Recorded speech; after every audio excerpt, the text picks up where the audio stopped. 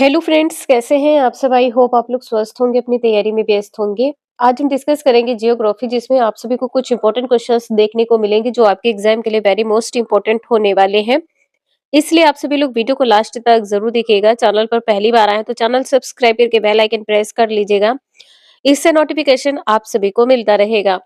तो चलिए स्टार्ट करते हैं। क्वेश्चन फर्स्ट दिया है, दुर्बलता मंडल है क्या है? तो दुर्बलता मंडल क्या होता है? मेंटल का ऊपरी भाग होता है। कुछ इस प्रकार से यहाँ पर आप लोग देख पा रहे हैं, कुछ इस प्रकार से होता है यहाँ पर। तो देखिए ये क्या हो जाएगा? ये भूपर्पटी है। ये क्या है? भूपर्पटी है। ये भूपर्पटी है। इसके बाद में जो ये है, इसको क्या कहेंगे? इसे मेंटल कहेंगे। इसको क्या कहेंगे? मेंटल कहेंगे। और यहाँ पर ये क्या है? तो ये क्रोड है। ये क्रोड है। तो जो मेंटल के ऊपरी भाग होता है, जस्ट इसके बाद वाला, ठीक है, ये भाग क्या कहलाएगा? दुर्बलता मंडल। जो ये भाग है यहाँ पर, ठीक है, जो ये भाग है, इसको दुर्बलता मंडल कहते हैं। अगर क्वेश्चन में कोई डाउट हो तो प्लीज आप सभी लोग पूछ लीजिएगा। भूपर्पटी किसको कहते हैं? भूपर्पटी किसको कहते हैं? पृथ्वी के सतह की सबसे ऊपरी व पतली परत, सबसे ऊपरी व पतली परत को भूपर्पटी कहते हैं। देखिए यहाँ से क्वेश्चन आपके एग्जाम में बहुत पूछा जाता है। भूपर्पटी किसको कहते हैं? सियाल किसको कहते हैं? मेंटल किसको कहते हैं? कोर किसको कहते हैं? तो ये सभी क्वेश्चन आप लोग ध्यान रखिएगा। जो सियाल होता है किसको कहते हैं? भूपर्पटी को कहते हैं। सियाल, SIAL, सियाल किसको कहते हैं? भूपर्पटी को कहते हैं। मेंटल क्या है? तो मेंटल सीमा है। मेंटल क्या है? सीमा है। और क्रोड क्या है? तो नीफे है। क्रोड क्या है? नीफे है। और ये सब बने किससे होते हैं? यहाँ से क्वेश्चन आपके एग्जाम में पूछा जाता है, तो ध्यान रखिएगा। जो सियाल है ये किससे बना होता है? सियाल किससे बना होता है? तो ये बना होता है सिलिका एवं एल्युमिनियम से। सिलिका प्लस एल्युमिनियम से बना होता है। इसके बाद में जो सीमा है ये किससे बना होता है? सीमा, SIMA, सीमा। तो ये बना होता है silica plus manganese, silica plus magnesium से। इसके बाद में जो नीफे होता है, ये नीफे किससे बना होता है? नीफे, तो ये बना होता है निकिल। ये बना होता है निकिल प्लस फेरस से। प्लस फेरस, इसको लोहा भी कह सकते हैं। इसको क्या कहते हैं? लोहा। लौह से बना होता है। तो यहाँ पर आपने देखे 3 से 4 पॉइंट हैं जो आपके एग्जाम में पूछे जा सकते हैं। नेक्स्ट है, निम्नलिखित में से कौन सा अंतर्वेधी ज्वालामुखी स्थलाकृति नहीं है? तो यहाँ पर कार्डेरा हो जाएगा। सी आंसर सही है, कार्डेरा। और बाकी ये तीनों है, बैथोलिथ है और लेकोलिथ है और फेकोलिथ है। ये तीनों हो जाएंगे। जो सही नहीं है वो आंसर यहाँ पर सी सही हो जाएगा। नेक्स्ट है, अपसौर है क्या? तो यहाँ पर आंसर आपका डी सही हो जाएगा। जब पृथ्वी सूर्य से अधिकतम दूरी पर हो तब क्या होगा? अपसौर होगा। जब पृथ्वी सूर्य से निकटतम दूरी पर हो तब क्या होगा? तब उपसौर हो जाएगा। देखिए पृथ्वी एक ग्रह है, और यदि देखिए यहाँ पर पृथ्वी ना लिखा हो, यदि ग्रह लिखा हो, जब ग्रह सूर्य के निकट हो, सूर्य के निकट हो तब क्या होगा? तब उपसौर होगा। तब उपसौर होगा। जब ग्रह सूर्य से दूर हो, सूर्य से दूर हो तब क्या होगा? तो अपसौर हो जाएगा। तब क्या होगा? अपसौर हो जाएगा। आंसर आपने यहाँ पर देखा है, डी सही है। नेक्स्ट है, पृथ्वी के घूर्णन से जनित बल को कहते हैं क्या? तो कॉरियोलिस बल कहते हैं। आंसर यहाँ पर सी सही हो जाएगा, कॉरियोलिस बल कहते हैं। अंतर्जनित बल क्या होता है? तो यहाँ पर ध्यान रखिएगा, ये क्वेश्चन आपका एग्जाम में पूछा जाता है रीट पेपर में। अंतर्जनित बल क्या होता है? तो ऐसा बल जो पृथ्वी के आंतरिक भाग में घटित हो, पृथ्वी के आंतरिक भाग में घटित हो, आंतरिक भाग में घटित हो, उसको क्या कहते हैं? अंतर्जनित बल कहते हैं। इसके बाद में बहिर्जनित बल, इसके बाद में बहिर्जनित बल। बहिर्जनित बल होता क्या है? तो ऐसा बल जो पृथ्वी की सतह पर घटित हो, पृथ्वी की सतह पर उत्पन्न बल, पृथ्वी की सतह पर उत्पन्न बल क्या कहलाता है? अंतर्जनित बल कहलाता है। आंसर यहाँ पर आपका सी सही हो जाएगा। नेक्स्ट है किलिमंजारो पर्वत किस देश में अवस्थित है? तो सभी को पता तंजानिया में स्थित है। कहाँ पर स्थित है? तंजानिया में। यहाँ पर पहला आंसर आपका सही हो जाएगा। अफ्रीका महाद्वीप के तंजानिया देश अफ्रीका महाद्वीप के तंजानिया देश में विश्व का सबसे बड़ा ज्वालामुखी पर्वत है। और ये सबसे बड़ा ज्वालामुखी पर्वत कौन सा है? तो किलिमंजारो है। तंजानिया देश में विश्व का सबसे बड़ा ज्वालामुखी पर्वत, विश्व का सबसे बड़ा ज्वालामुखी पर्वत।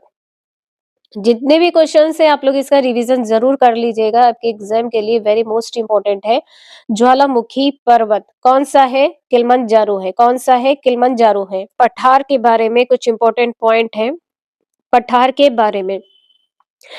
तो देखिए जो दक्कन का पठार है, भारत का दक्कन का पठार जो है ये पुराना पठार है, पुराना पठार है। एक ये पॉइंट हो गया। इसके बाद में विश्व का सबसे ऊंचा पठार कौन सा है? विश्व का सबसे ऊंचा पठार आप लोग कमेंट करके बताएं इसका आंसर क्या होगा। सबसे ऊंचा पठार क्या होगा? तिब्बत का पठार। सबसे ऊंचा पठार कौन सा है? तिब्बत का पठार है। देखिए जितने भी इंपॉर्टेंट क्वेश्चंस है जो आपके एग्जाम में पूछे ही जाते हैं सभी आपको कंप्लीट करवाएंगे, इसलिए आप सभी लोग कंटिन्यूटी जरूर बना के रखिएगा। जो पठार है ये प्रसिद्ध किसके लिए है? तो यहाँ पे ध्यान रखिएगा, पठार किसके लिए प्रसिद्ध है? खनिजों की प्रचुरता के लिए प्रसिद्ध है। खनिजों की प्रचुरता के लिए प्रसिद्ध है। खनिजों की प्रचुरता के लिए प्रसिद्ध है। और जो पामीर का पठार है कहाँ पर स्थित है? पामीर का जो पठार है कहाँ पर स्थित है? तो ये स्थित है तिब्बत में। तिब्बत में। कोलंबिया पठार कहाँ पर स्थित है? कोलंबिया पठार कहाँ पर स्थित है? तो ये स्थित है अमेरिका में। कोलंबिया पठार कहाँ पर स्थित है? अमेरिका में। और ओरजाक पठार, ओरजाक का पठार ये कहाँ पर स्थित है? ओरजाक का जो पठार है ये कहाँ पर स्थित है? तो ये भी अमेरिका में स्थित है। ओरजाक का पठार कहाँ पर स्थित है? अमेरिका में स्थित है। आप सभी लोग एक क्वेश्चन का आंसर बताइएगा, जो मंगोलिया का पठार है ये कहाँ पर स्थित है? ठीक है, मंगोलिया का पठार।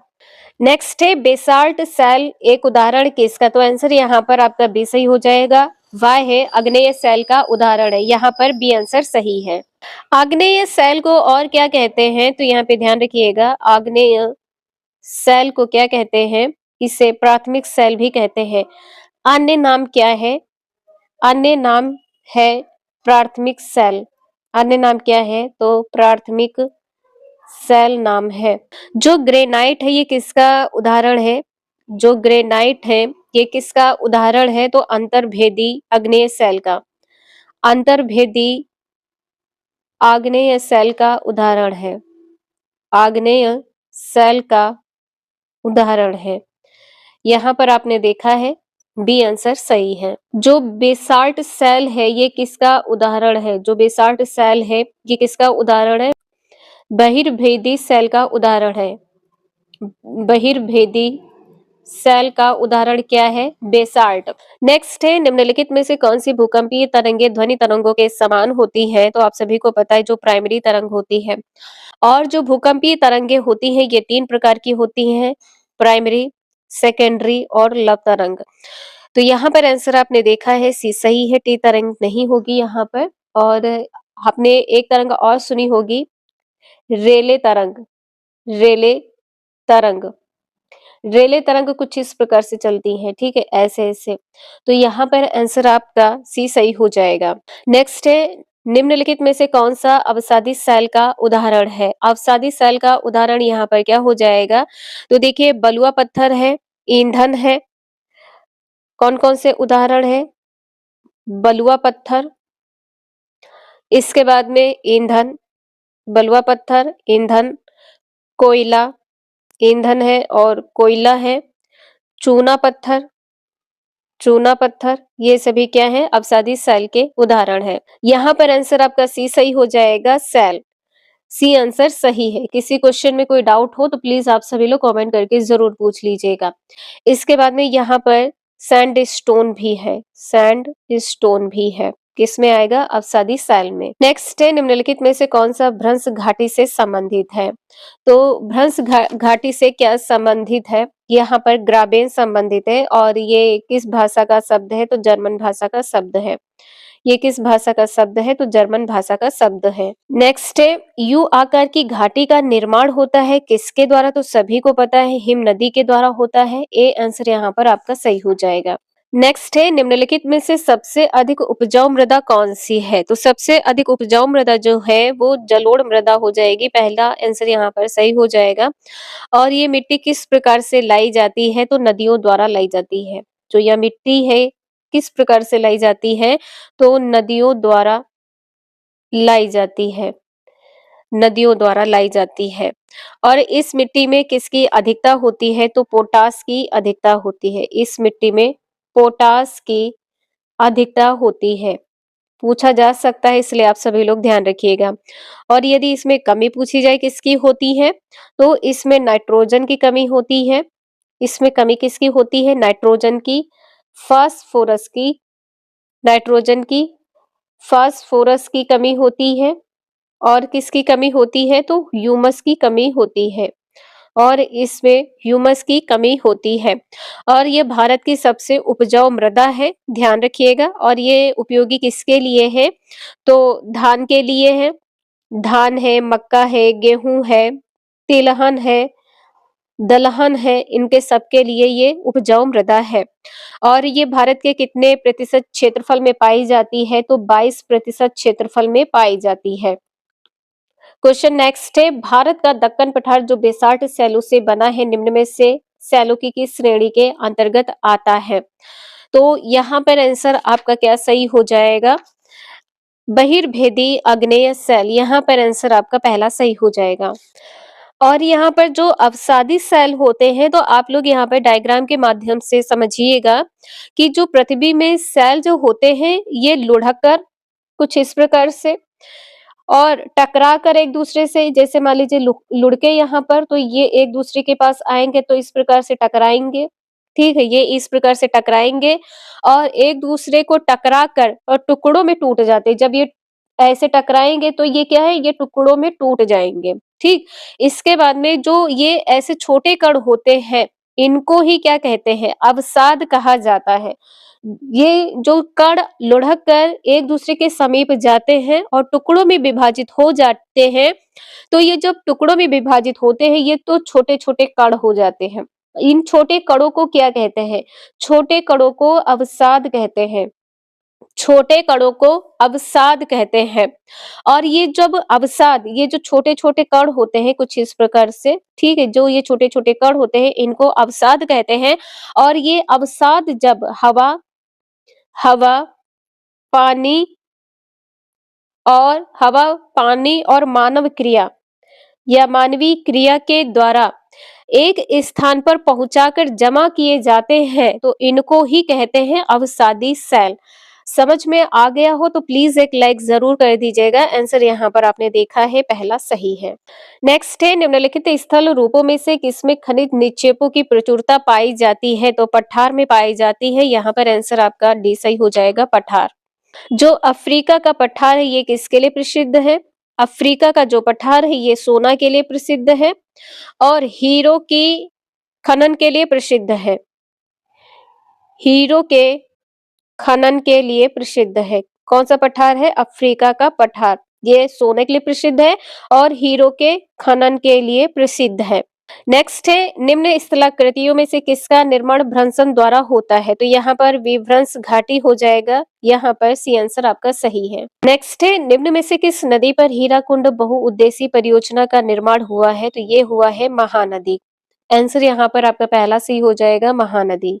नेक्स्ट है, पृथ्वी की सबसे आंतरिक परत बनी होती है किसकी? तो निकेल एवं लोहे से बनी होती है। आंसर यहाँ पर आपका बी सही हो जाएगा। इसको नीफे कहते हैं। इसे क्या कहते हैं? नीफे कहते हैं। नीफे मतलब निकेल और फेरस। नेक्स्ट है परतें किन चट्टानों में होती हैं, तो यहाँ पर अवसादी हो जाएगा, अवसादी सेल में। आंसर यहाँ पर आपका सी सही हो जाएगा। नेक्स्ट है समताप सीमा पर औसत तापमान रहता है कितना, तो -50 डिग्री सेल्सियस रहता है। आंसर यहाँ पर आपका बी सही हो जाएगा। नेक्स्ट है तापक्रम विलोमता का अर्थ है क्या, तो बढ़ती ऊंचाई के साथ बढ़ता तापक्रम। आंसर यहाँ पर आपका बी सही हो जाएगा। नेक्स्ट है वायुमंडल गर्म होता है, तो वायुमंडल किसके कारण गर्म होता है, सूर्य की विकिरण से गर्म होता है, और या आप कह सकते हैं दीर्घ तरंग विकिरण से, दीर्घ तरंग विकिरण से गर्म होता है। आंसर आपने देखा है यहाँ पर बी सही है। नेक्स्ट है यूराल पर्वत अलग करते हैं किसको, तो जो यूराल पर्वत है ये किसको अलग करते हैं, एशिया व यूरोप को। यहाँ पर आंसर आपका डी सही हो जाएगा, एशिया व यूरोप को अलग करते हैं। नेक्स्ट है बेरिंग जल डमरू मध्य पानी का सकरा भाग है जो जोड़ता है किसको, तो ये जोड़ता है आर्कटिक महासागर व प्रशांत महासागर को। आर्कटिक सागर व प्रशांत महासागर को जोड़ता है, सी आंसर यहाँ पर सही है। इसके बाद में क्वेश्चन नंबर नेक्स्ट है अटलांटिक महासागर में अनेक पोताश्रय एवं पत्तन है क्योंकि, क्योंकि जो अटलांटिक महासागर की तट रेखा है ये क्या है, अधिक तंदुरुती है। आंसर यहाँ पर आपका सी सही हो जाएगा। इसके बाद में है महासागर से छोटा वृहद लवणीय जलाशय कहलाता है क्या, तो ये वृहद और लवणीय यानी कि सागर कहलाता है, वृहद और लवणीय सागर हो जाएगा। नेक्स्ट है भारतीय मुख्य भूम भाग में कितने महासागर मिलते हैं, तो यहाँ पर 3 महासागर मिलते हैं। कौन कौन से हैं, तो पहला है बंगाल की खाड़ी, पहला है बंगाल की खाड़ी, इसके बाद में है हिंद महासागर, इसके बाद में है हिंद महासागर, हिंद महासागर, और इसके बाद में है अरब सागर, और इसके बाद में है अरब सागर। तो यहाँ पर आंसर आपने देखा है डी सही हो जाएगा। आज के लिए इतना ही, मिलते हैं नेक्स्ट क्लास में। वीडियो यूजफुल लगी हो तो please like share and subscribe जरूर करें। Thank you for watching this video.